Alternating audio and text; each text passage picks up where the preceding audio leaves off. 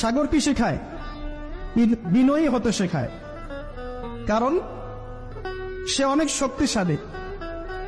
অনেক শক্তিশালী এবং প্রচুর সম্পদে ভরা। এই সাগর এই পুরো এলাকার বা পুরো দেশের কোটি কোটি মানুষের রিজিকের উৎস। এই সাগর, তার ভিতরে আল্লাহ রিজিক আছে, সম্পদ আছে। অনেক সম্পদে পরিপূর্ণ থাকার পরেও সাগর খুব শান্ত, তার মধ্যে খুব উদ্ধত অহংকারী আচরণ দেখা যায়। ঠিক আল্লাহর জ্ঞানী মানুষরা সমুদ্রের মতো হয়, তাদের ভিতরে অনেক জ্ঞান থাকে, কিন্তু তারপরেও তারা শান্ত থাকে, বিনয়ী থাকে। যাদের ভিতরে সম্পদ কম তাদের লাফালাফি বেশি। কথা বুঝতে পারছেন? সাগর এত শক্তিশালী হওয়া সত্ত্বেও আপনি তার সামনে গিয়ে দাঁড়ালে সে আপনার পা ধুয়ে দেয়। আল্লাহ বিনয়ী মানুষরা এমনই হয়, অনেক শক্তিশালী হওয়া সত্ত্বেও, সম্পদশালী হওয়া সত্ত্বেও তারা আপনার পা ধুয়ে দিবে। অনেক শেখার আছে।